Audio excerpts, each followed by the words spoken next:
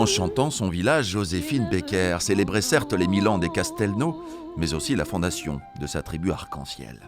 70 ans plus tard, la chanteuse de jazz Rosemary Phillips remet au goût du jour ce standard.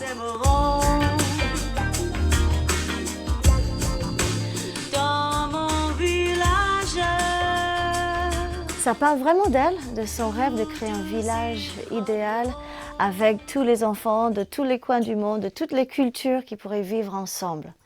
Et ça parle d'elle, c'est pour elle.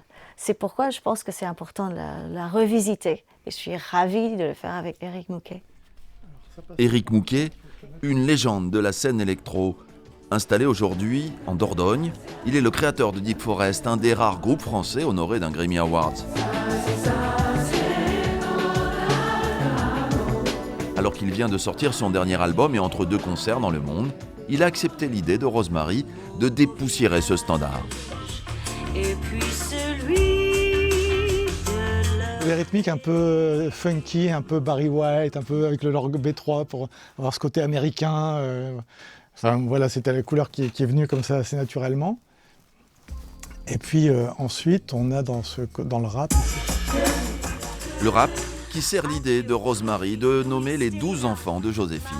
Brian, Moïse, Mara, Jean-Claude, Jarry, Noël, Jeannot, ma tribu arc-en-ciel, je vous aime tellement. Ce qui est trop mignon aussi, c'est que à différentes périodes, elle adopte de plus en plus d'enfants. Donc elle dit mes 6 enfants, puis 8 enfants.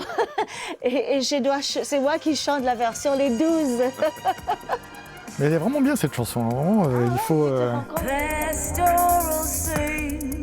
Après le village de Joséphine Baker, qui pourrait sortir l'automne prochain, un autre standard occupe maintenant le duo, emprunté à Billie Holiday, une patte électro plus présente et une voix toujours aussi envoûtante.